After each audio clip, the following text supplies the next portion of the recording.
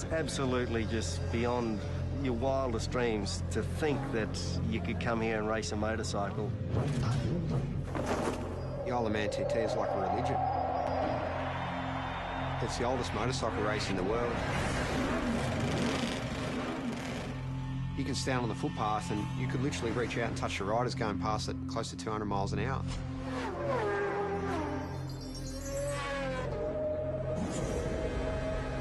The houses are passing you so quick, sometimes it feels like you're inside a video game.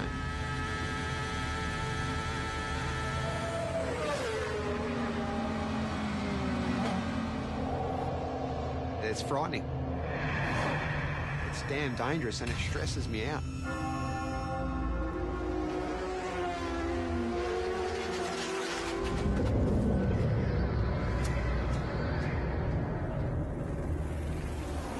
Unless I'm very much mistaken, Mark, this is the greatest motorsport event in the world.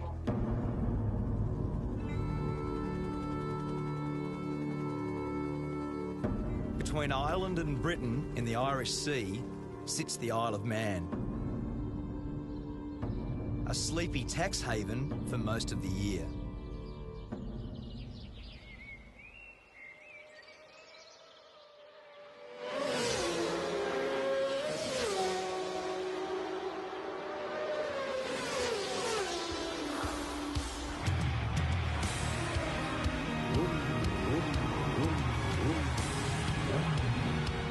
I've come here to witness the most dangerous road race on Earth.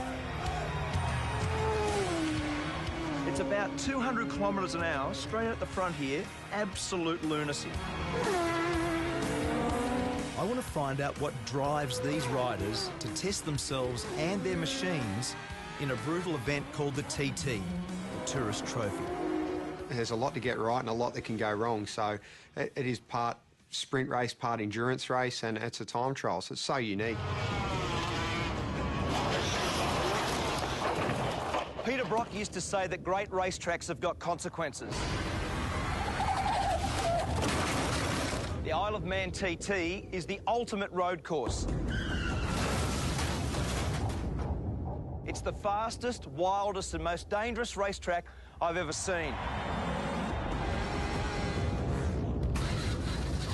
And for the riders that compete here, there is absolutely no room for error.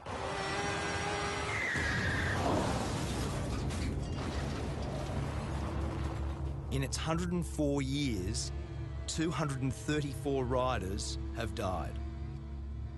It says on the back of your pass that motor racing is dangerous. This is dead set dangerous, isn't it? It is. It really is. It's frightening. Aussie rider Cameron Donald is one of over 200 starters this year. And when you add the fans, it's like an invasion. With Cameron is his girlfriend Karen, herself a keen motorcyclist. They've been planning for the race all year. So is this normal nervous start tension? Kind of is. Normally this is done the night before. Is it? Or late night last night, obviously? Usually we like to have this done the night before, everything, but by the time we finish, like 11 o'clock, it's just like, let's get out of here and worry about it tomorrow. So what's Karen's job in this world? Keep me calm. We were born without time, nameless in the arms. Cameron grew up in Warrandyte in Victoria. It was his dad, Ken, who introduced him to the thrill of the two-wheeler. Lots of bike photos, not many other ones. It consumed a fair bit of time, didn't it? It did. It took up a lot of time. From a young age, Cameron began winning and winning. I remember Mum actually saying to me, you know, you can't, when you're going to buy or build a house, you can't live in a motorbike.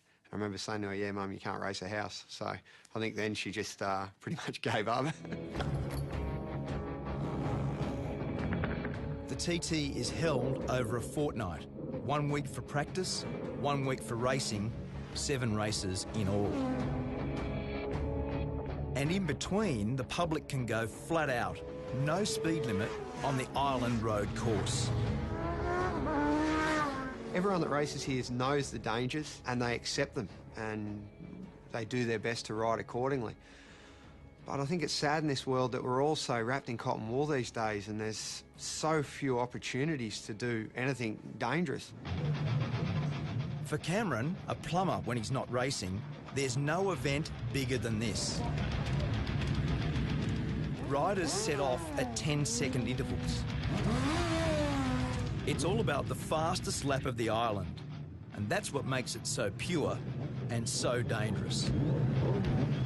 You sit on the start line, you're looking down that first hill, and because it's not a mass start, you're sitting there getting waved off one at a time. The pressure on you, everyone's looking at you, and it's a rush I've never had out of any other race.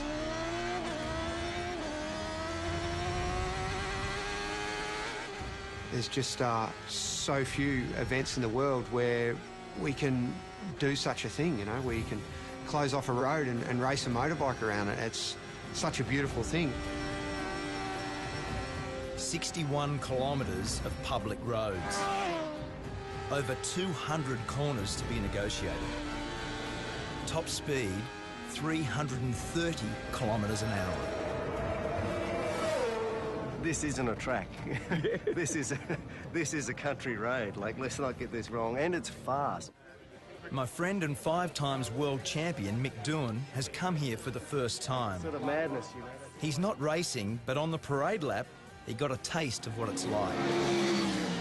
First reaction, as soon as you saw the place, looked around, what was your first reaction? Yeah, I didn't need to come here to have that reaction. It's just, you know, as I say, it really, you know, it is absolutely just beyond your wildest dreams to think that you could come here and race a motorcycle. The race has always had its critics, but from the start, its danger was its attraction. Back then, racing was banned in England, and the island was the only place where there were no speed limits. The TT was born. The voice of motorsport, Murray Walker. You've got a great history here, haven't you? You've been how many years?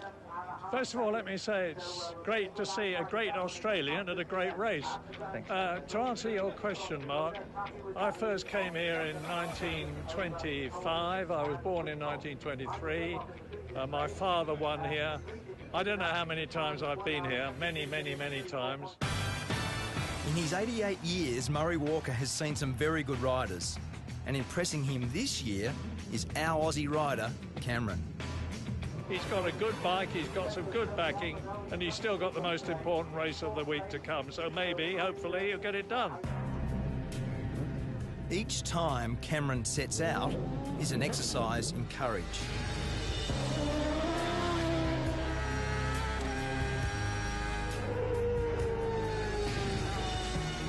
Each lap is an anxious one for Karen, who gets radio updates on his progress.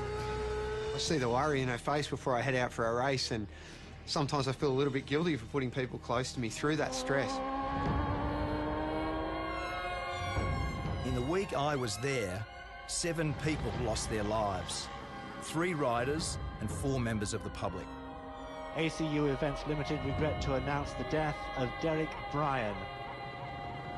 I've lost a couple of friends in my years racing at the Isle of Man, and I do think of them in the corners that they've fallen in, and where Dobbsy crashed is one of the most intense corners on the track.